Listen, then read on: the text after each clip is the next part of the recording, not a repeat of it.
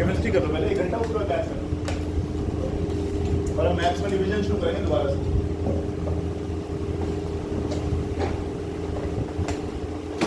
परसों जो हमने किया था वहीं से शुरू करेंगे आज भी।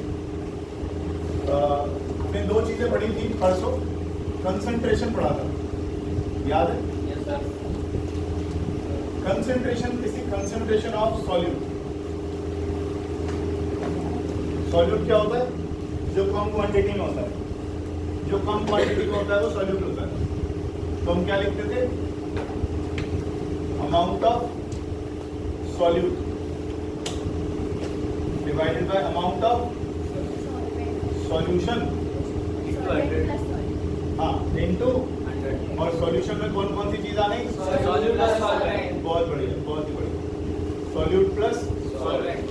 अब ये अमाउंट ग्राम में भी हो सकता है और ये अमाउंट ml यानी वॉल्यूम में भी हो सकता है। तो अमाउंट की जगह हम यहाँ पर मास भी ले सकते हैं और वॉल्यूम भी ले सकते हैं। जैसे आपने मान लीजिए चीनी को घोला है सॉल्यूशन में, तो चीनी किस में आएगी? ग्राम में ले लीजिए। लेकिन अगर आपने पानी में अल्कोहल डाला है तो अल्कोहल थोड़ा है, तो अल्कोहल क्या बन गया? सॉल्यूट। तो उसको ले लेंगे ml में। अब ये नहीं कहते ना 10 ग्राम डाल रहे हैं, हम कहते हैं 10 ml डाल रहे हैं, तो 10 ml आ गया हमारे पास। तो वॉल्यूम में भी हो सकता है, ये ऐसे लिखा जाता है वॉल्यूम बाय वॉल्यूम। कंसंट्रेशन जब आप देखोगे, कई बार दवाइयों पे लिखा रहता है, ध्यान से देखना पड़ता है, लेकिन उस चीज़ों में कई बार ये किसमें लिखा रहता है? वॉल्यूम में। कई बार लिखा रहता है मास बाय मास, कई बार लिखा रहता है वॉल्यूम बाय वॉल्यूम। तो ये आपको पढ़ना पड़ेगा उसके ऊपर, जो वॉल्यूम बाय वॉल्यूम में मतलब अमाउंट की जगह क्या आ गया? वॉल्यूम। और अगर ग्राम आ गया तो मास बाय मास। ठीक है, समझ लो ना बात को। तो ये था हमारा सॉल्यूशन वाला पार्ट। कंसंट्रेशन के क्वेश्चंस आएंगे आपके पास, ध्यान रखिएगा इस चीज का। और क्या किया था आगे देखो जरा। सैचुरेटेड और अनसैचुरेटेड में तो हमने पढ़ा था कि सैचुरेटेड का मतलब क्या होता है? आपने किसी चीज में चीनी, मान लो लिक्विड ले लिया, क्या ले लिया आपने? बेटा सुनो, आपने क्या ले लिया? वाटर ले लिया। वाटर के अंदर आपने क्या डाला? चीनी। 1 चम्मच चीनी डाली, 2 डाली, 3 डाली, 4 डाली, घुल गई, कोई रेजिड्यू नहीं बचा नीचे। लेकिन 4 के बाद जैसे आप थोड़ा सा भी डाल रहे हो ना, क्या हो रहा है? वो चीनी नीचे बैठ जाती है, वो डिजोल्व नहीं हो रही। इसका मतलब आपका सोल्यूशन जो है सैचुरेट हो चुका है। It cannot hold more amount of sugar. अभी ज़्यादा शुगर होल्ड नहीं कर सकता, ये ज़्यादा शुगर होल्ड नहीं कर सकता। अब क्या करूँ? बिल्कुल ठीक है, बॉईल करने की बजाय बोलो गर्म कर दो, टेम्परेचर बढ़ा दो। टेम्परेचर बढ़ाओगे तो क्या होगा? सॉल्युबिलिटी बढ़ जाएगी, सॉल्युबिलिटी बढ़ जाएगी। क्या कहीं ऐसा भी हमने पढ़ा था कि सॉल्युबिलिटी घट जाती है टेम्परेचर के साथ? किसमें? जब कोक में हम CO2 डालते हैं। Right right. जब हम गैस को डिसॉल्व करते हैं किसी लिक्विड में, तो टेम्परेचर बढ़ाने से सॉल्युबिलिटी कम हो जाती है गर्म करने से। इसीलिए पेप्सी पे लिखा रहता है सर्व चिल्ड, ठंडा करके सर्व करिए, ताकि उसके अंदर जो गैस आपने डिसॉल्व करवा रखी है वो काफी देर तक बनी रहे उसमें। बहुत दूर से आई है लड़की तैरती हुई, गिर गई थी, अभी याद है उतनी? यहाँ अच्छा घर भी थी, ठीक है, पास में तो बच रहा है, बैठ। ठीक है, तो गैस तो सुबह तो माता जी का फोन आया जब तुम नहीं गए। अच्छा, तो गैस लिक्विड में डालोगे तो टेम्परेचर बढ़ाने से गैस जल्दी जल्दी बाहर निकल आएगी, ठंडा करने से सॉल्युबिलिटी बढ़ जाती है, ठंडा करने से गैस की लिक्विड में सॉल्युबिलिटी बढ़ जाती है। लेकिन अगर चीनी यानी सॉलिड को डिसॉल्व करोगे किसमें? सॉलिड को डिसॉल्व करोगे किसमें? लिक्विड में, तो टेम्परेचर बढ़ाने से सॉल्युबिलिटी इंक्रीज हो जाएगी, इंक्रीज हो जाएगी। एक और चीज, एक हमने दूसरा नाम लिया था प्रेशर का, ये मैं पिछला वाला ही बता रहा हूँ अभी। दूसरा वाला नाम लिया था हमने प्रेशर का। अगर आपको चीनी को पानी में घोलना है और ज्यादा घोलना है, आप प्रेशर बढ़ाइए, आप प्रेशर बढ़ाइए, कुछ नहीं होगा। प्रेशर बढ़ाइए, कुछ नहीं होगा। प्रेशर बढ़ाने से चीनी ज्यादा नहीं घुलने वाली। लेकिन हाँ, अगर आपने प्रेशर बढ़ा दिया यहाँ, अगर आपने प्रेशर बढ़ा दिया यहाँ, तो जितना ज्यादा प्रेशर बढ़ाओगे उतनी ज्यादा गैस को डिसॉल्व कर सकते हो। याद है वो कॉफी वाला बात हम कर रहे थे, प्रेशर कुकर वाला केस? आपने वीडियो भी नहीं देखा? रिकॉर्डिंग करने का फायदा क्या है? इसका फायदा बताओ मुझे कि ये रिकॉर्डिंग करने का मैं भी मतलब कि अपने फोन को गर्म करता रहता हूँ। ये तो बस मैं गर्मियों की छुट्टी वगैरह कर रहा हूँ, फिर रिकॉर्डिंग बंद कर दूंगा, मैं झंझट ही खत्म इसका। इसके चक्कर में छुट्टियां इतनी हो रही है अब की बार, घर वाले बैठे हैं आराम से। तो देखो आर को 20 दिन हो गए, फुल एंजॉयमेंट चल रही, क्लास तो छुट्टी नहीं, लेकिन जो क्लास में मजा आ रहा है ना, वीडियो में मजा नहीं आया। पिछले 2 साल झेल चुके हो, तुम्हें मालूम है। ये जो नीचे की जड़ों में दीपक लग गई ना, उसका बहुत बड़ा कारण यही था वीडियो। क्या चलो कोई बात नहीं, इतनी छुट्टियां ना करो। एक सॉल्युबिलिटी का छोटा सा टेबल बनाया था हमने। Yes sir. सॉल्युबिलिटी के टेबल में हमने देखा था पीछे चीनी लिखी हुई थी, शुगर है ना।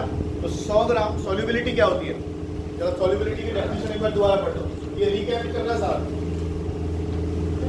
कितना मैक्सिमम सॉल्यूट 100 ग्राम सॉल्वेंट में एक फिक्स टेम्परेचर पर डिसॉल्व हो सकता है, उसे सॉल्युबिलिटी बोलते हैं। दोबारा पढ़ो, कितना ग्राम सॉल्यूट 100 ग्राम सॉल्वेंट में एक फिक्स टेम्परेचर पर डिसॉल्व हो सकता है, उसे सॉल्युबिलिटी कहते हैं। सॉल्यूट, उसे सॉल्युबिलिटी कहते हैं, सॉल्यूट, है ना। तो आपने देखा कॉपर सल्फेट लिखा था आपने, और आपने पोटेशियम नाइट्रेट लिखा था, सबसे ज्यादा पोटेशियम क्लोराइड, और उसके आगे ब्रैकेट में हमने कुछ लिखा था, चेक करो क्या, टेम्परेचर। टेम्परेचर नहीं बढ़ाया हमने, अगर टेम्परेचर बढ़ा देंगे तो सॉल्युबिलिटी बढ़ जाएगी। परसों हम चाशनी की बात भी कर रहे थे, है ना। चाशनी बनती है तो कैसे बनती है, आप चीनी डालते गए डालते गए डालते गए, अब चीनी और नहीं घुल रही है, आपने गर्म कर दिया, खूब गर्म किया, खूब गर्म किया, आप स्टिर करते गए हिलाते गए, वो घुलती गई घुलती गई घुलती गई। एक टाइम आएगा वो कैसी बन जाएगी, सुपर सैचुरेटेड। कैसी बन जाएगी, सुपर सैचुरेटेड। और ये सुपर सैचुरेटेड बनने का कारण क्या था, गर्म कर दिया आपने, इसलिए वो सुपर सैचुरेटेड हो गई। अब ठंडा कर दोगे तो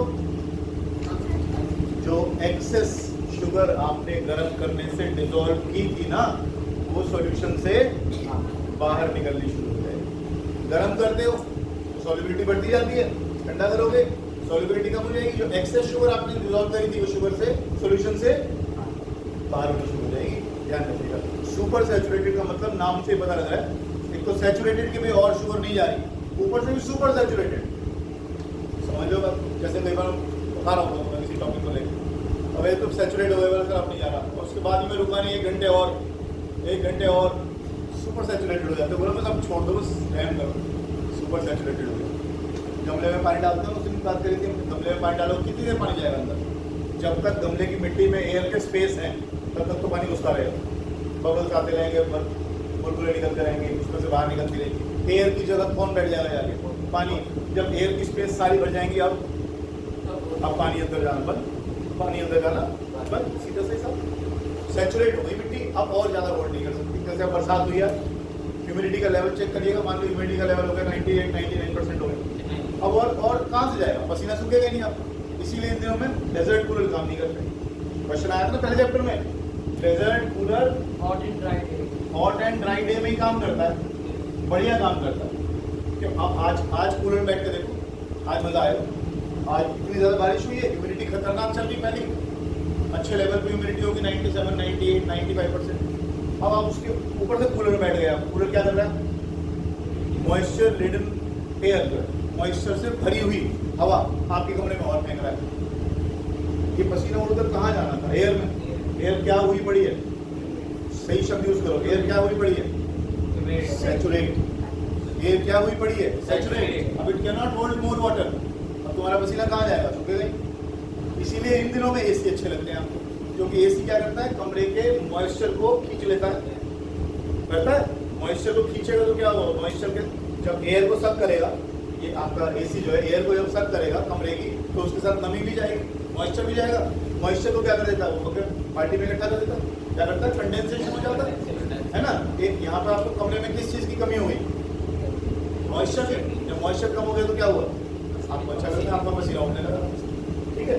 तो हॉट एंड ड्राई डे, जिस दिन गर्म होता है, आज बहुत दिन बाद मैं ऐसा देख रहा हूँ, बहुत सालों बाद बल्कि, कि आज 21 जून है, आज हॉटेस्ट डे होता है, सारे साल का सबसे दिन गर्म होता है आजकल।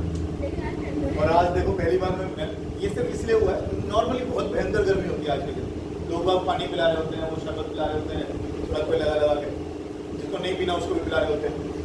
तो 21 जून को ऐसा होता है, सबसे ज़्यादा तेज गर्म होता है। क्यों, हाँ बोले, अच्छा ऐसा कुछ है? ज्योग्राफी थोड़े बहुत पढ़े हो कि नहीं? सर वो लैटिट्यूड लॉन्गिट्यूड कल मुझे नहीं पता लैटिट्यूड लॉन्गिट्यूड, तो मैं तो जानता ही नहीं क्या होता है, मैं तो साइंस पढ़ा था। कल का होमवर्क लिखो, कल का होमवर्क लिखो 21 June is the hottest day why. और आज के बाद सन की मूवमेंट में कुछ फर्क पड़ेगा क्या? हाँ शायद नहीं, शायद नहीं। मकर संक्रांति कब आती? मकर संक्रांति कब आती? फरवरी टाइम 13, अब की बार 14 को पड़ी थी, जनवरी में। जनवरी के बाद फरवरी, मार्च, अप्रैल, मई, जून, 5 महीने हुए 14 जून के आसपास। अब सन की डायरेक्शन में कोई फर्क आएगा क्या? पढ़िएगा पढ़िएगा। और कल के होमवर्क में पूछूंगा नहीं, पीछे बेंच पे खड़ा कर दूंगा। सारा दिन बैठ के व्हाट्सएप पे रील्स देखते हो, कभी कभी अच्छी चीजें भी देख लिया करो व्हाट्सएप पे। जिस पे भी देखते हो रील मुझे क्या पता। जून 21 हॉटेस्ट डे है आज, आज तो लग नहीं रहा, आज क्योंकि बरसात हो गई है, ठीक है ना। लेकिन ये नॉर्मली नहीं होता है, क्योंकि ये आ रहे हैं आफ्टर इफेक्ट्स आ रहे हैं उसके। तुम्हारे को जो तूफान किया था ना अभी बिपर जॉय, उसके चक्कर में ये बारिश हो गई है। इस चक्कर में आपका मानसून भी डिले हो गया है। जो हवा केरला से चली थी इधर की तरफ को, पता शायद भटका दिया उसने कुछ, कैसे कह रहे थे इधर चली गई है। जो मॉइस्चर लेडन बेल्ट्स केरल की तरफ से नॉर्थ इंडिया की तरफ आ रही थी, वो इस तूफान की वजह से डाइवर्ट हो गई। तो इसलिए आपका जो मानसून टाइम से यहाँ आना था, that has been delayed by almost 1 week, एक हफ्ते बाद आएगा वो। तो cooler works better on a hot and dry day. Dry day में इसलिए, ड्राई डे में इसलिए क्यों मॉइस्चर कम है, मॉइस्चर कम होगा तो आपको बड़ा अच्छा लगेगा। जिस दिन ड्राई डे होता है, जिस दिन मॉइस्चर कम होता है, तो वो सारा मॉइस्चर बाहर ले लेता है। उस दिन रेट ऑफ इवेपोरेशन भी ज़्यादा होता है, बराबर। और जिस दिन हॉट डे होगा, टेम्परेचर बढ़ेगा तो इवेपोरेशन बढ़ेगा। इसमें ऐसे ही करके देना है, rate of evaporation increases with rise in temperature, rate of evaporation increases with rise in temperature. जितना ज़्यादा मॉइस्चर होगा, इवेपोरेशन का रेट उतना कम हो जाएगा। आज कपड़े मम्मी ने धो के सुखाए होंगे तुम्हारी, अब वो शाम तक सूखेंगे। और रोज क्या हो रहा था? 2 घंटे वो भुन के आ रहे थे, 1 घंटे में। इतनी गर्मी पड़ रही थी कि वो भुन के आ रहे थे भुट्टे की तरफ। 1 घंटे में डालो, उसमें चीज भी सूख रही थी, तो सब कुछ सूख रहा था, धूप इतनी तेज है ना। लेकिन अब क्या होगा? अब 2 दिन कपड़े नहीं सूखेंगे, कारण मॉइस्चर इतना ज्यादा हो गया, रेट ऑफ इवेपोरेशन कैसा हो जाएगा? ठीक है, तो क्वेश्चन याद आया था ना, बोलिए बोलिए। आज ना कि बारिश में एक वेलोसिटी के साथ जब रेट ड्रॉप तो वो भी चुपती क्यों नहीं? आप बता रहे हैं वेलोसिटी के साथ बेटा ये अगली क्लास में पढ़ोगे, 11th क्लास में जब पहुंचोगे तो तब पढ़ोगे रिलेटिव वेलोसिटी, तब समझ ये में आएगा। आपने कितने क्वेश्चन था ये? मैंने कहा था। हाँ ये क्वेश्चन चलो कोई नहीं, अब आगे चलते हैं। सेपरेशन ऑफ टू मिक्सचर्स हमने शायद परसों शुरू कर लिया था। सर नहीं करा था आपने छुट्टी करवा था, हमने छुट्टी करवा था। अच्छा अच्छा अच्छा, ऐसा हुआ था क्या? चलिए फिर शुरू करिए।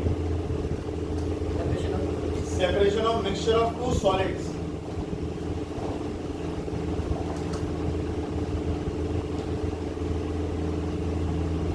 Separation of mixture of two solids, ये हेडिंग मेन हेडिंग है, ये मेन हेडिंग अंडरलाइन कर लेना। Two solids. अब 2 सॉलिड्स को सेपरेट करने के लिए हमारे पास तरीका क्या है? हमारे पास तरीका है, मैं इसको थोड़ा आगे कर लेता हूँ, नहीं तो ये आवाज़ भी कम जाएगी फिर से। माइक संदीप सर ने लिख दिया। देखिए आगे, सबसे पहले लिखिएगा इसका एक तरीका क्या होता है, आपको मैं करवा चुका हूँ, सिर्फ बता रहा हूँ। आपको याद है हमने पिछले वाले में लिखा था आयरन और सल्फर का मिक्सचर बनाया था।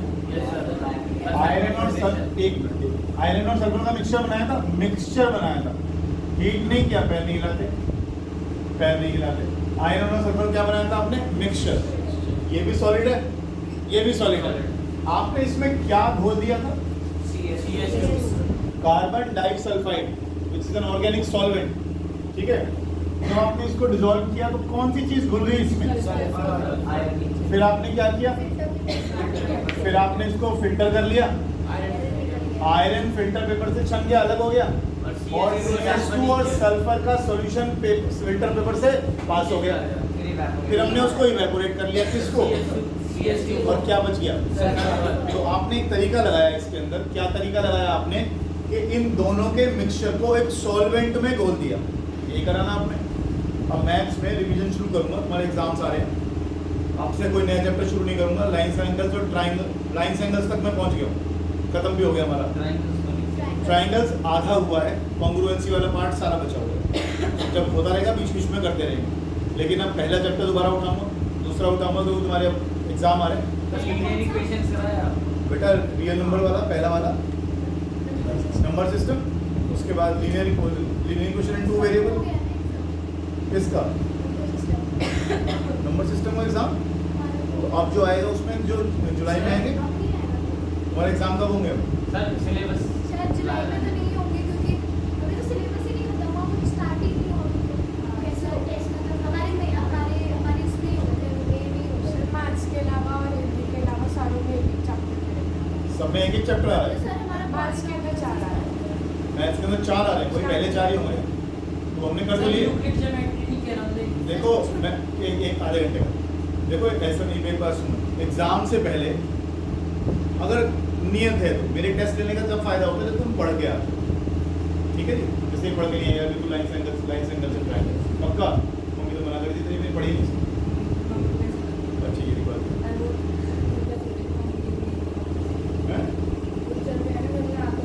हाँ हाँ, चाय पिलाने काम रहता है। मम्मी का क्या करना है, तू पढ़ रही कि नहीं? तो मतलब अभी मैं देखा नहीं होगा। अच्छा यूँ क्या?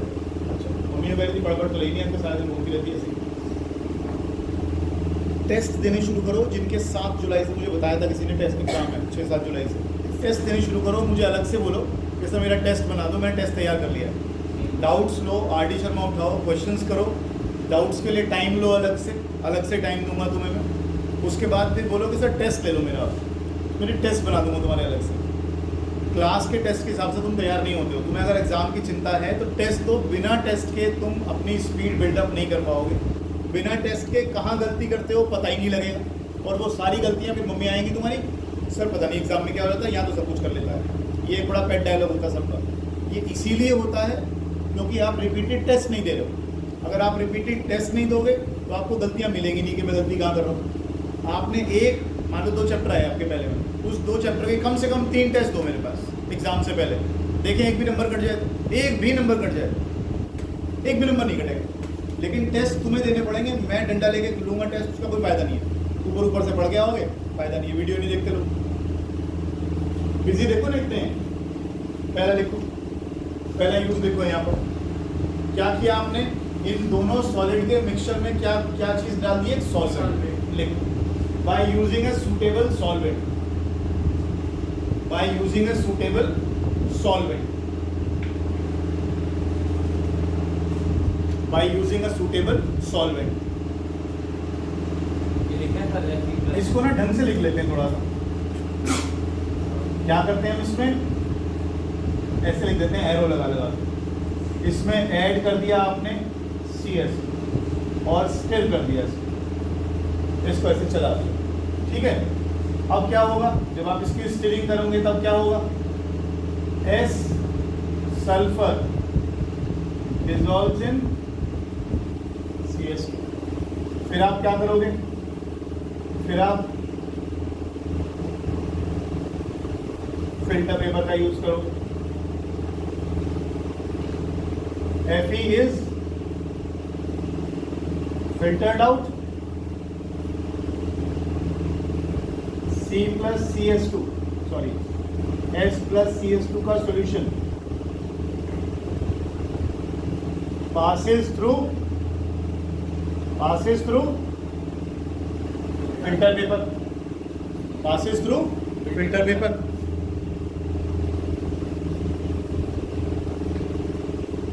उसके बाद इवेपोरेट CS2 सल्फर एल्यूमिनियम। और दूसरा एग्जांपल इसका, आपने पानी में क्या घोल दिया, शुगर। नहीं ये तो पानी का शुगर नहीं, एक मिनट, शुगर और सैंड सॉलिड की बात कर रहे हो ना, सॉरी मैंने ध्यान नहीं किया। शुगर प्लस सैंड ले लो आप, क्या करोगे? पानी डाल देंगे, शुगर डिसॉल्व हो जाएगी, शुगर डिजोल्व हो जाएगी, फिर क्या कर लेंगे? फिल्टर पेपर से पास कर लेंगे, शुगर सॉल्यूशन चला जाएगा, सैंड फिल्टर्ड आउट,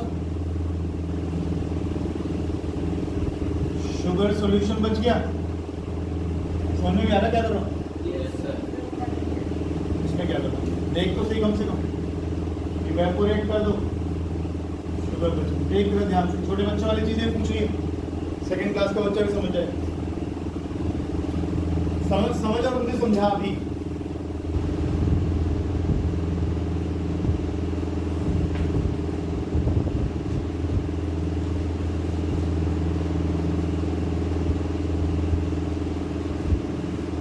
अब इसमें घुमा फिरा के क्या दे देगा वो? सर एक सेकंड पॉइंट है, एग्जाम्पल है, एक एग्जाम्पल ये हो गया, एक एग्जाम्पल ये हो गया। क्या एग्जाम्पल ले रहे हैं, किस चीज का एग्जाम्पल ले रहे हैं? कि जब हमें दो चीजों के, दो सॉलिड्स के मिक्सचर को, हमें दो सॉलिड्स के मिक्सचर को सेपरेट करना हो किसी चीज में सॉल्वेंट में डालकर, तो हम कर सकते हैं। अब देखो इधर देखो, हो सकता है वो सैंड और सल्फर मिला दे, हो सकता है वो सैंड और सल्फर मिला दे, क्या करोगे? पानी डाल देंगे, पानी में सैंड भी नहीं घुलेगी, पानी में सल्फर भी नहीं घुलेगा, फिर उछलेंगे। तो सोच के बोलो यार, CS2 डाल दें, CS2 डाल देंगे तो CS2 घुल जाएगा ना इसमें, नीचे बस फिर तो फिल्टर करेंगे हम सारा का सारा, कोई प्रोसेस। मैं तो ये कह रहा हूँ कि वो ये वाला एग्जांपल ले, ये वाला एग्जांपल ले, कुछ और बना ले। तुम्हें मालूम है शुगर पानी में घुलेगी और सल्फर किसमें घुलेगा? CS2, उसी हिसाब से डाल लेना। सर लेकिन हम सैंड और सल्फर के मिक्सचर में हमने H2O को नहीं लिया, क्योंकि सर सल्फर H2O में नहीं घुलता है, मुझे ना लिया करें। आगे लिखो दूसरा मेथड। क्या पढ़ रहे हो? दो सॉलिड के मिक्सचर को अलग करना सीख रहे हो। क्या तरीका सीखा? सॉल्वेंट डालकर अलग किया। अपने दिमाग में बार बार दोहराया करो, पढ़ क्या रहा हूँ। दो सॉलिड्स को सेपरेट करना सीख रहा हूँ, दो सॉलिड्स को सेपरेट करना सीख रहा हूँ। पहले हमने क्या करा? सेपरेट करने के लिए एक सॉल्वेंट में घोलना शुरू करा, तो हमने देखा कई सारी चीजें निकल आई। आगे चलो, दूसरा तरीका। दूसरा, अभी तो सिर्फ सॉल्वेंट डाल के तो सीखा। दूसरा तरीका तो लिखो सेपरेशन बाय सब्लिमेशन।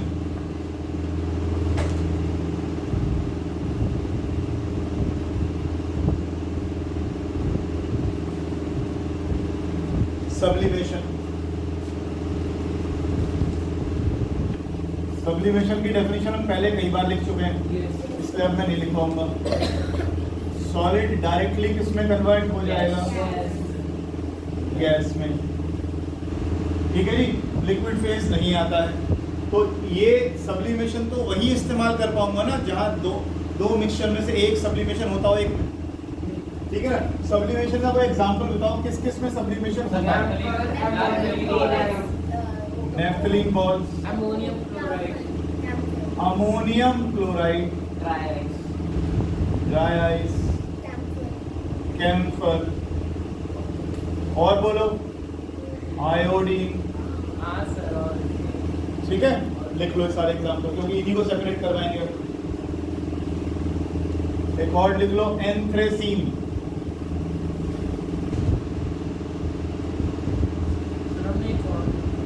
हाँ बताओ। तो सब्लिमेशन हुआ। एक बात बता दूं, मैं इसको मैं बहुत डिटेल में नहीं लिखवाने वाला, कि तुम्हें मैं नोट्स बनवाऊंगा। इसके लिए तुम्हें बुक पढ़नी पड़ेगी। ये कहानियां जो है ना, ये सारी आपको लक्ष्मी से पढ़नी पड़ेगी। जरूरी है। समझ लो बात को।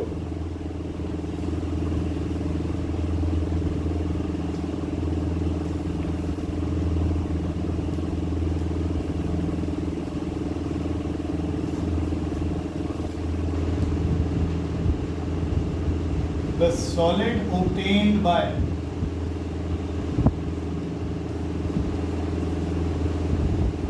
cooling the vapors is called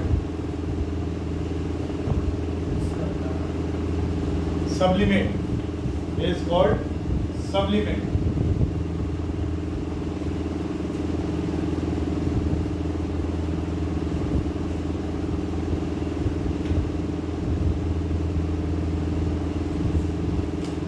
example लिखो, अमोनियम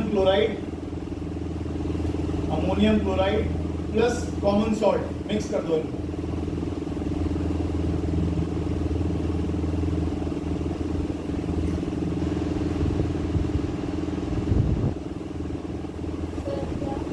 अमोनियम क्लोराइड और कॉमन सॉल्ट मिक्स कर दो इसको। सब्लिमेशन का तरीका कब यूज कर पाओगे? जब दोनों में से एक चीज सब्लिमेशन होता है इसमें, है ना। अब आपने पानी और चीनी को रख दिया, सॉरी आपने चीनी और नमक घोल दिए, दोनों सॉलिड्स हैं, गर्म करते रहो ना चीनी ने सब्लिमेशन करना है ना नमक ने करना है, फिर क्या करोगे इसका सब्लिमेशन? सब्लिमेशन तो होना चाहिए ना किसी एक में, तभी तो अलग कर पाओगे। जैसे आपने डाला कॉमन सॉल्ट खाने वाला नमक प्लस अमोनियम क्लोराइड, दोनों सॉलिड्स हैं, दोनों को सेपरेट करना है और इन दोनों में आपको ये दिखाई देता है कि इसमें क्या होता है? इसमें सब्लिमेशन होता है। अभी किया ना आपने, एग्जाम्पल में लिखा सब्लिमेशन होता है इसमें। तो क्या करो, एक रिस्क ले लो, यहाँ पर कोई देखिए कभी लैब में गए, ये जाली सी होती है लोहे की, ठीक है, इससे इवन हीटिंग होती है, वायर गेज बोलते हैं इसको, इसे वायर गेज बोलते हैं। तो जब आप हीट करते हो तो डायरेक्ट यहाँ हीटिंग नहीं आती है, क्योंकि ये वायर गेज मान लो मेटल की बनी हुई है, मान लो नहीं मेटल की बनी होती है। तो जब आप यहाँ से कैंडल से गर्म करोगे या बंसन बर्नर से गर्म करोगे इसको, तो वो हीट पूरी मैश में फैल जाती है, तो डायरेक्ट हीटिंग नहीं होती। किसी भी कांच को अगर आप डायरेक्ट हीटिंग से करोगे तो टूट जाएगा वहाँ से। आपके घर पे पापड़ भूनते हो उससे, तो क्या करते हो? ड्रिलिंग मशीन में ऐसे हाँ वही तो है, वही। अच्छा बारबेक्यू अलग होती है, ये वायर मैश है, इसे वायर गेज बोलते हैं। नहीं वो चूल्हे पे हमने चाचा खाई थी। अच्छा ज़्यादा बड़ी होगी। चलो कोई बात, यही चीज़ है वो, यही चीज़, ठीक है ना। बहुत सारे लोगों के पास बहुत सारे ना वो आते हैं, डिवाइसेस आते हैं, आपका जो गैस होता है, जो चूल्हे का फ्लेम होता है, उसके ऊपर रख देते हैं, तो वो फ्लेम उससे फैल जाती है और पूरे बर्तन पर आँच लगती है। सर वो टंगस्टन वायर की आजा इधर देखो, यहाँ पर क्या डाल दिया आपने? NaCl प्लस अमोनियम क्लोराइड, और आपने क्या करना शुरू कर दिया? इसको हीट करना शुरू कर दिया। इससे पहले आपने क्या करा? इसके ऊपर एक इन्वर्टेड फनल लगती है, फनल समझते हो ना? अरे फनल नहीं समझते हो? अच्छा बताओ ना यार।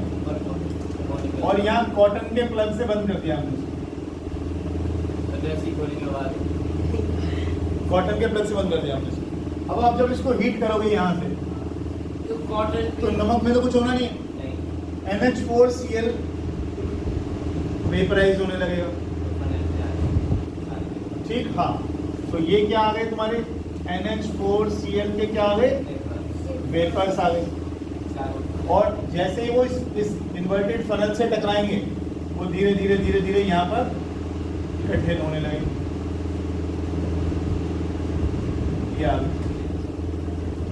क्या लिखा था ये? जो सॉलिड वेपर्स को कूल करके बनेंगे उनका नाम क्या है? सब्लिमेट। तो ये क्या आ गए?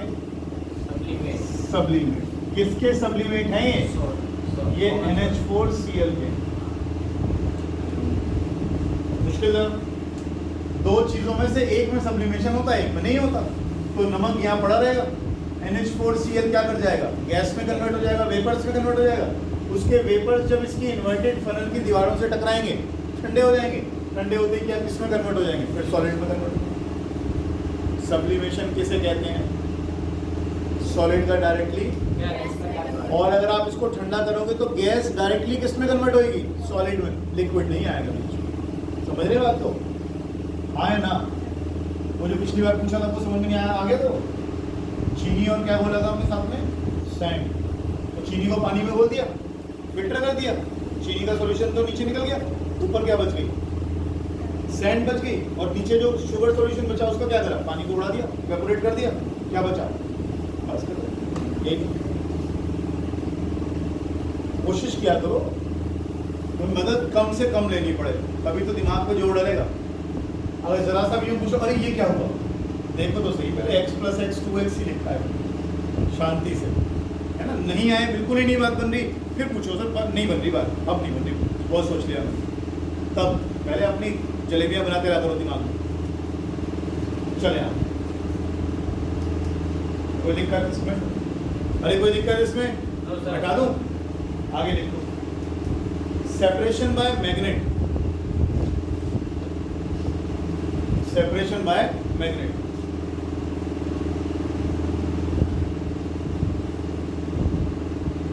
ये सारी डिटेल्स बुक से पढ़नी है, ये सारी डिटेल बुक से पढ़नी है, बार बार बोल रहा हूँ। जब टेस्ट लूँगा तो तुम्हारी जो लैंग्वेज है वो खतरनाक होती है, एक बार बुक से ज़रूर पढ़ेंगे इसको। हालांकि ये सब कुछ डायग्राम में दिख रहा है क्या हो रहा है। आपने एक स्टैंड ले लिया, स्टैंड के ऊपर वायर गेज रख दिया, आपने हीट किया, वो हीट सारे में फैल गई, तो ये जो आपका कंटेनर है ये चाइना डिश बोलते हैं इसको, चाइना डिश हीटअप हो गई। इसके हीटअप होने से NH4Cl के क्या बन गए, वेपर्स, वेपर कंडेंस हो गए फनल से टकराकर, सप्लीमेंट बन गए, दोबारा से सॉलिड फॉर्म में आ गए, हमने इसको लिया, सिंपल। आगे कोनिकल फ्लास्क लिखवाया नहीं, कोनिकल फ्लास्क क्या होता है? हाँ होता है, क्यों पूछ रहा है? अच्छा बता रहा है, अच्छा हाँ हाँ लिखो। सेपरेशन बाय मैग्नेट,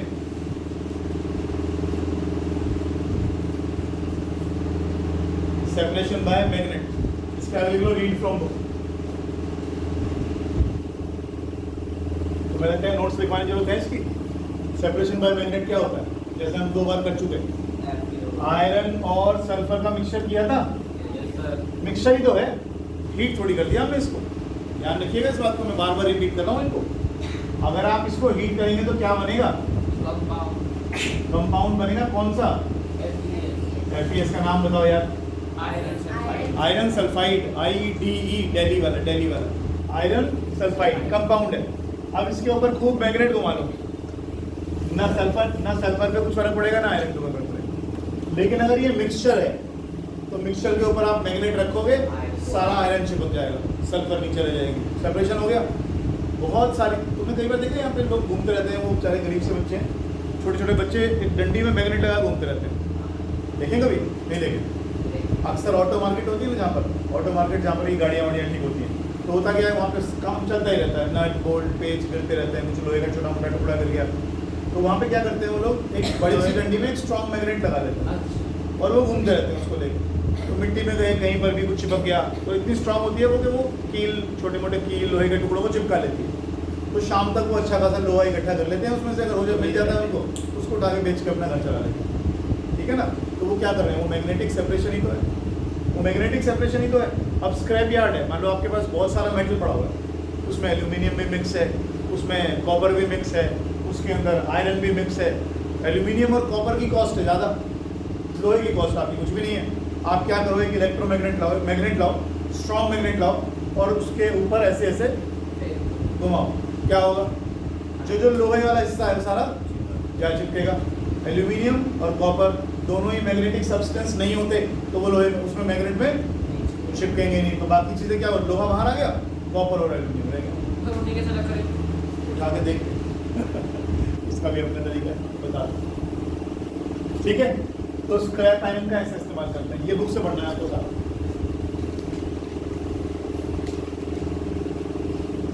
सर्जरी में भी यूज करते हैं कई बार क्या होता है, कहीं बम फट गया, छोटे मोटे टुकड़े कहीं शरीर में घुस गए या आंख में घुस गए कहीं पर, और वो ऐसी जगह है जहाँ पर आप काट पीट नहीं कर सकते, तो क्या करते हैं, स्ट्रॉन्ग मैग्नेट से उन टुकड़ों को खींच लेते हैं। वहाँ तक जाओगे तो डीप है, मान लो आंख में कोई लोहे का टुकड़ा है, कुछ चला गया, कोई कण चला गया, तो वहाँ पर भी मैग्नेटिक सेपरेशन का इस्तेमाल करते हैं। वहाँ पे एक मैग्नेट लाते हैं आँख के पास और वहाँ से धीरे से उसको टुकड़े को बाहर निकालें, ठीक है।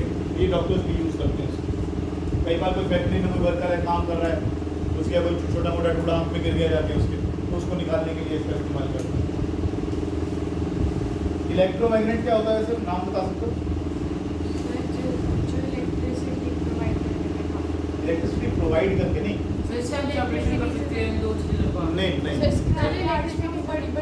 जो इलेक्ट्रिसिटी से, बताइए ये शब्द सही, अगर किसी वायर में आप करंट पास करेंगे तो इसके चारों तरफ मैग्नेटिक फील्ड पैदा हो जाती है। आप इसके आसपास एक छोटा सा वो ले आइए मैग्नेटिक कंपास और पास में रखिए, तो आप देखोगे कि ये डाइवर्ट हो जाएगा, इसके अंदर डिफ्लेक्शन दिखाई देगी आपको, है ना। वैसे तो नॉर्मली अगर मैं मैग्नेट को देखूं तो ये नॉर्थ साउथ की तरफ पॉइंट करता है, पढ़ा है ना बचपन। एक मैग्नेट को आप लटका दोगे ऐसे करके किसी धागे से, तो वो एक पर्टिकुलर डायरेक्शन में पॉइंट करता है, वो डायरेक्शन नॉर्थ साउथ होती है। करते हैं, हमेशा पढ़ते हैं, क्लास में नहीं, सोच मत, इतना दिमाग को मत चला, हम चला। सुन ले, वायर के अंदर हमने क्या कर दिया, करंट पास कर दिया, तो इसमें किसके आसपास क्या बन जाएगी, मैग्नेटिक फील्ड बन जाती है। आप अगर इस वायर को ऐसे कर दोगे और फिर करंट पास करोगे तो मैग्नेटिक फील्ड और ज़्यादा हो जाएगी। अगर आप इसके अंदर एक लोहे की रॉड डाल दोगे तो और स्ट्रॉन्ग मैग्नेटिक फील्ड आ जाएगी। तो करंट पास करने से क्या पैदा कर रहे हो, मैग्नेटिक फील्ड। करंट पास करने से क्या पैदा कर रहे हो, मैग्नेटिक फील्ड। ठीक है जी। तो इसका मतलब मैं करंट पास करके किसी चीज़ को इलेक्ट्रोमैग्नेट बना सकता हूँ। इलेक्ट्रोमैग्नेट क्या होती है, इलेक्ट्रिक करंट पास करके जो सब्सटेंस मैग्नेट की तरह बिहेव करे वो इलेक्ट्रोमैग्नेट। फिर से बोल रहा हूँ सब, इलेक्ट्रिक करंट पास करके जो सब्सटेंस मैग्नेट की तरह बिहेव करे वो इलेक्ट्रोमैग्नेट। क्या बोला मैं, जो सब्सटेंस इलेक्ट्रिसिटी पास करने पे मैग्नेट की तरह बिहेव करे वो इलेक्ट्रोमैग्नेट बन गया, है ना। जब तक करंट फ्लो करोगे वो इलेक्ट्रोमैग्नेट है, जैसे करंट बंद करोगे इलेक्ट्रोमैग्नेट खत्म। आपके घर में वो होती है ना बेल, डिंग डोंग, वो नहीं कोई आया है, वो वाली नहीं, वो इलेक्ट्रॉनिक होती है। एक डिंग डोंग वाली बेल आती है, डिंग डोंग आती है ना, उसमें वो आपने शायद पढ़ी होगी छोटी क्लास में। डिंग डोंग वाली बेल के वाले में इलेक्ट्रोमैग्नेट यूज करते हैं उसके अंदर। जब तक आप बटन दबाते हो, जैसे आप स्विच को ऑन करते हो वो डिंग डोंग हो जाता है। और बहुत सारे आते हैं ना, वो घंटी पे बैठ जाते हैं, बजाए रहते हैं, तो वो चल जाएगी कोयल अंदर की। तो कहीं तो घर के बाहर लगा रखा बोर्ड है, घंटी बजाने के बाद कृपया थोड़ी देर इंतजार करें, खोलने वाला चल कर आएगा, उड़ कर नहीं। हाँ, वो तरीके से बड़ा शोर मचता है, फिर 1 घंटा हो गया, हो जाने दे। Separation of mixture of a solid and a liquid.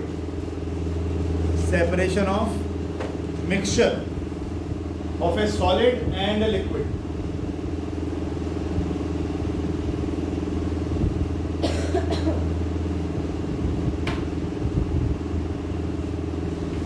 एक पेपर चाहिए खाली, द लिक्विड सर मैं अपने पास होगा मेरे ख्याल से है। मेरा अगर बेकार से है तो नहीं कर पेज को लिखी मत क्या करो। हाँ चलेगा, हाँ बढ़िया वो कोई गलत नहीं, हाँ भीगे हुआ क्या करना बेटा। तो सुखा होगा। किसी के पास सीजर भी है क्या, कैंची हाँ तो मेरे पास है? बहुत क्या बात है, बड़ी बात। चलो भी गीली होगी। अभी तो कैंची क्या करता है? चलो कब रखती मैं अपना क्या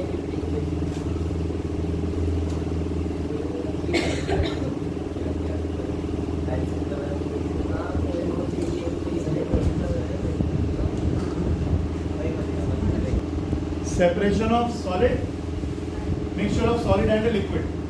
अब सॉलिड एंड लिक्विड, चलिए पहला लिखिएगा बायोफिल्ट्रेशन। बायोफिल्ट्रेशन, बायोफिल्ट्रेशन, इसके आगे लिख सकते हो, बुक से पढ़ लो। क्या तुम्हें लगता है ये लिखवाऊं मैं, पानी में मिट्टी घोलो बच्चों, हैं? मिट्टी घोलने के बाद फिल्टर पेपर को मोड़ो, कोन बनाओ, उसमें ऐसे डालो तो मिट्टी ऊपर आ जाएगी, पानी नहीं चलेगा। इवैपोरेशन लिखवाऊं अंग्रेजी में? नहीं गुप्ता जी बता दो, बता दो। इवैपोरेशन नहीं, एक मेथड है अभी। पहला आपने कहा फिल्ट्रेशन, ठीक है जी।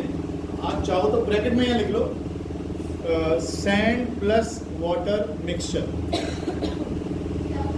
जब याद करोगे ना इसको कि फिल्ट्रेशन किस, जैसे सैंड प्लस वाटर मिक्सचर ले लिया आपने, तो फिल्टर पेपर का यूज करके आप सैंड अलग कर दो, उसको अलग करो। दूसरा प्रोसेस है, आप रोज तो सेपरेशन करते हो, चाय नहीं छानती आपकी मदद में, ये क्या कर रहे हो, छलनी का तो यूज कर रहे हो भाई।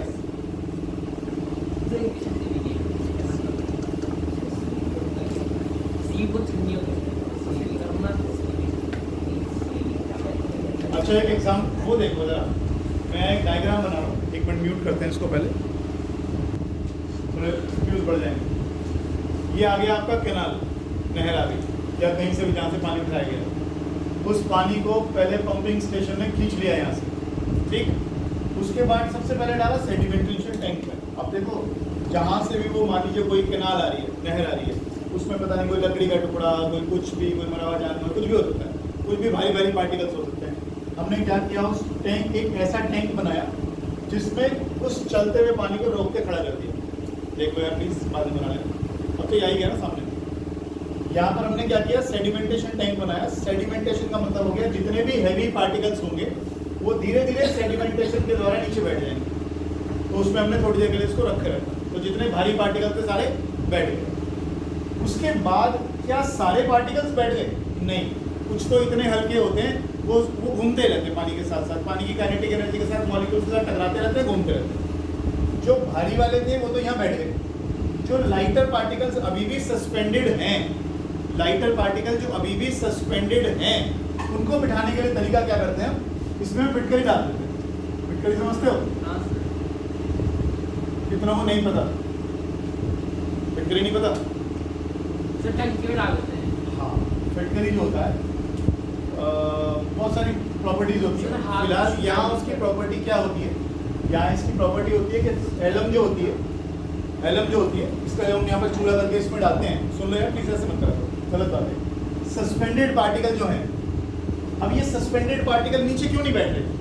क्योंकि ये हल्के हैं, ये इतना वजन इसका कम है कि ये नीचे बैठ ही नहीं पा रहे। एलम जैसे आप इसमें डालोगे, वो एलम क्या करेगी, अपने आप को उसके साथ जोड़ देगी, उन पार्टिकल्स के साथ चिपका लेगी उनको अपने साथ।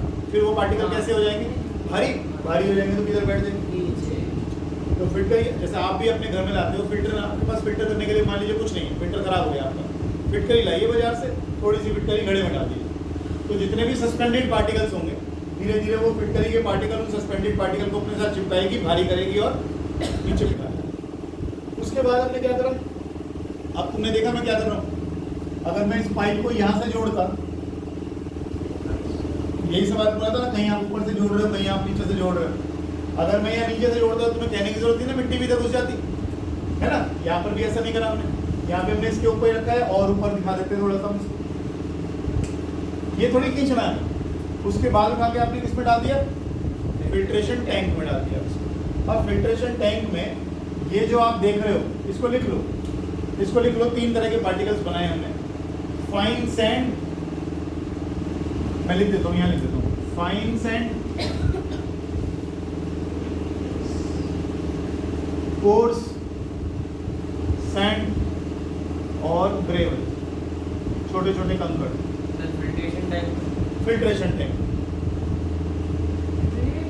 टाइम से फाइन फाइन फाइन है वो। फाइन, वो बेटा पेन नहीं चला, फाइन। टाइम क्यों? सीधे बैठो, कमर की हड्डी सीधी रखो, कमर की हड्डी सीधी रखो। फाइन सैंड, कोर्स और ग्रेवल, इनमें से फिल्टर आउट किया उसको। अब क्या रह गया, जितना छानने का प्रोसेस था सारा हो गया, हल्के पार्टिकल, भारी पार्टिकल सब खत्म कर दिया आपने, लेकिन बैक्टीरिया का, लेकिन बैक्टीरिया तो भी रह गया इसके अंदर, पानी के अंदर। अब आपने क्या डाल दिया, जैसे आप क्लोरीन ऐड करोगे, क्लोरीन जहर होता है, सारा बैक्टीरिया खत्म। उसके बाद आप पंपिंग स्टेशन पे भेज दोगे, जैसा आपका कृष्णा मंदिर के सामने वो वाटर टैंक बना हुआ है, वहाँ पर आप मोटर से चढ़ा दोगे और ऊपर से पानी को जोर से छोड़ोगे तो कुत्ता जी के घर पहुँच जाएगा। हाँ, हमारे ऊपर ज़्यादा असर नहीं होता उसका। एक्सेस ऑफ क्लोरीन से फर्क पड़ता है, एक्सेस ऑफ क्लोरीन से फर्क पड़ता है, हमारी बोन्स वीक हो जाती हैं उससे। लेकिन इसकी भी एक मतलब एक मेजर्ड वैल्यू होती है जिसको हम डालते हैं और वो सेफ रहती है। और स्विमिंग पूल में तो बहुत बहुत सारा होता होगा।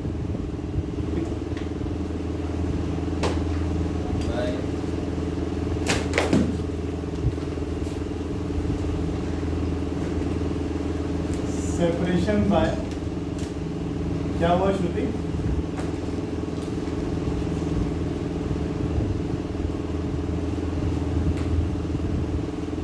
ज्यादा हो गया क्या?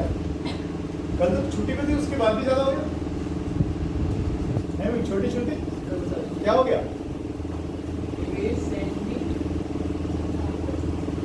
सेंट्री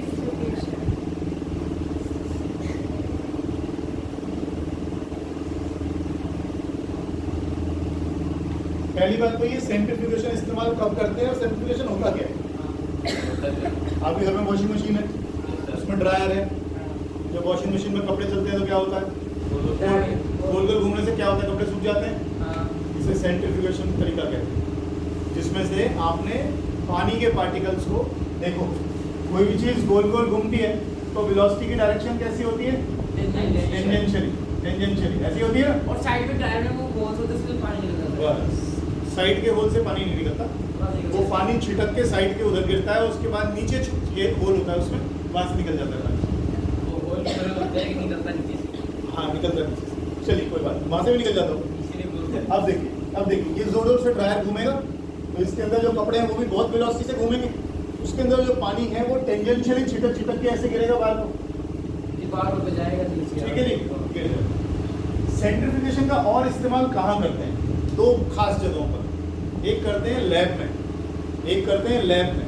लैब में क्या करते हैं, लैब में आपको ये पीछे उस पर डालो जरा, वीडियो वाले सेक्शन में लिखो जरा कहीं पर, सेंट्रीफ्यूगेशन वीडियो लिख तो ये मेरे होमवर्क है। अगली क्लास में सब चीजें बेटा दिखा दूंगा ना होती हुई, तो समझ में आएगी। बायोलॉजी की भी बहुत। अरे चाचा जी रुक जाओ, सर वीडियोस बहुत से। हाँ डालो उसको। तुमने बताया मेरे को, तो बताया तुमने बताया मेरे को एक बार भी, मैं थोड़ी दिखाऊंगा, पढ़ना किसको है देखो ये बेटा। मैं तो प्रेशर पे काम करता हूँ, मेरे ऊपर प्रेशर इतना डालोगे उतना ज़्यादा होमवर्क कर दूंगा तुम्हारे लिए, तुम नहीं करोगे तो मैं भी नहीं करने। सेंट्रीफ्यूगेशन का वीडियो, और ये वीडियो मेरे को डाल दे एक दिन फोटो खींच के, तो मैं एक दिन इकट्ठा करके ले आऊँ, क्योंकि समझने में और देखने में अलग ही मजा होता है।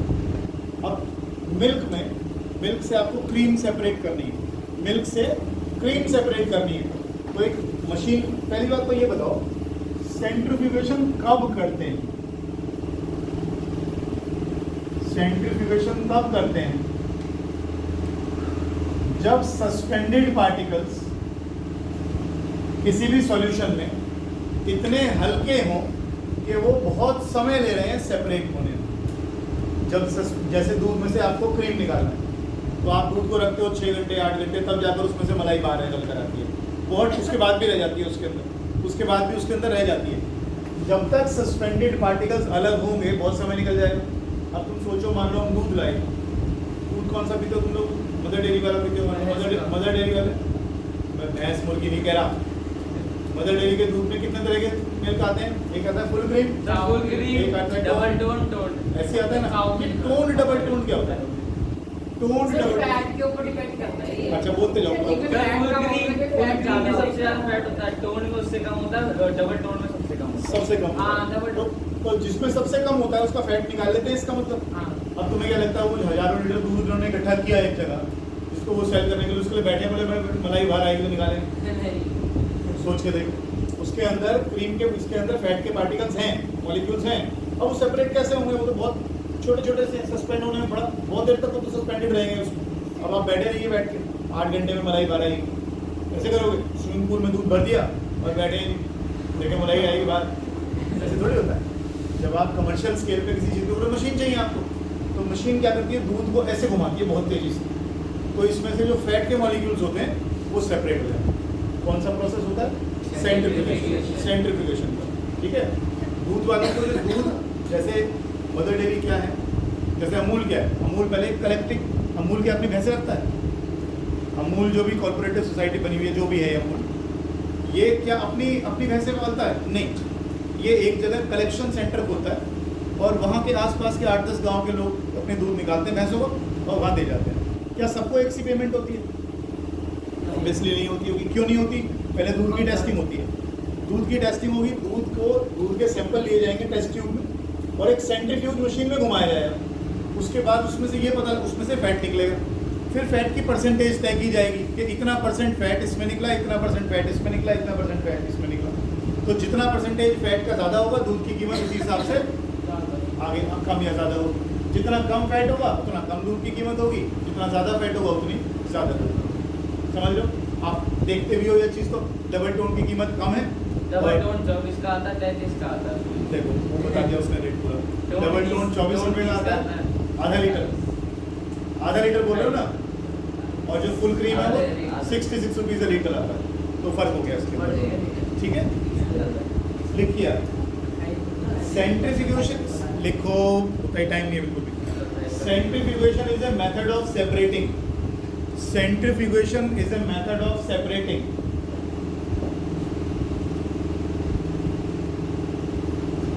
the suspended particles, the method of separating, method for separating the suspended particles of a suspended particles of a substance from a liquid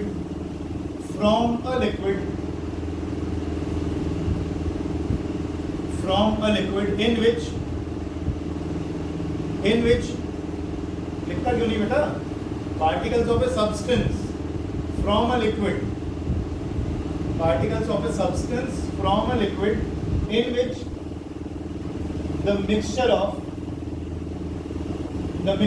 the mixture is rotated. यार तुम लोग बहुत बात बुलवाते हो. Rotated at a high speed in a centrifuge machine.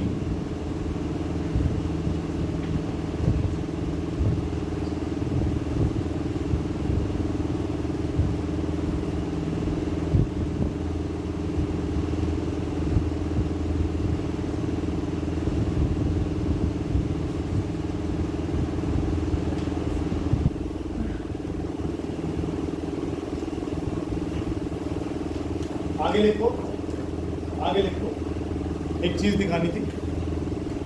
Cream is separated from the milk by the method of centrifugation. Cream is separated from the milk by the method of centrifugation. By the method of separation की spelling गलत है, separation होती है. By the method of centrifugation. दूसरा, blood test कराते हैं ना, तो ब्लड टेस्ट में आपके हीमोग्लोबिन कितना है, आरबीसी कितने हैं, डब्ल्यूबीसी कितने हैं, वो जो भी काउंट करते हैं वो सारे भी सेंट्रीफ्यूगेशन का इस्तेमाल करते हैं. लिखो आगे, क्या लिखना चाहिए? Blood checkup. अरे क्या बोलते हैं, body checkup. Components of blood can be separated by this method. Body checkup कैसे? अरे components of blood can be separated by this method.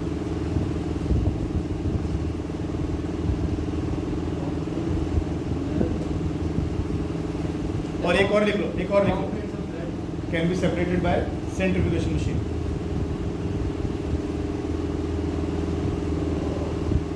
लिख लिया. और last, clothes are dried in washing machine. Clothes are dried in washing machine.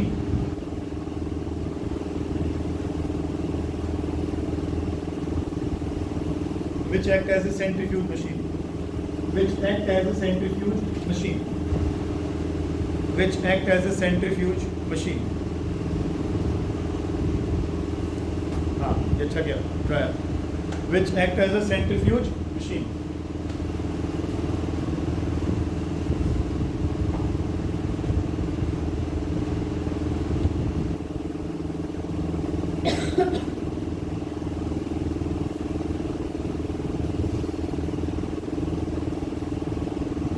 हो गया बस. Centrifugation खत्म. आगे लिखो, सेपरेशन बाय इवेपोरेशन.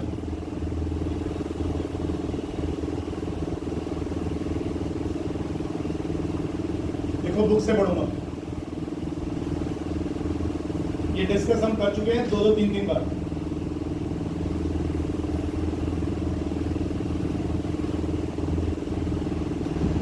इसका सबसे सिंपल एग्जांपल बताओ, क्या पढ़ा था हमने? चीनी और पानी की चीनी. और कमर्शियल स्केल पे सी वाटर में से क्या निकालते हैं? नमक निकालते हैं.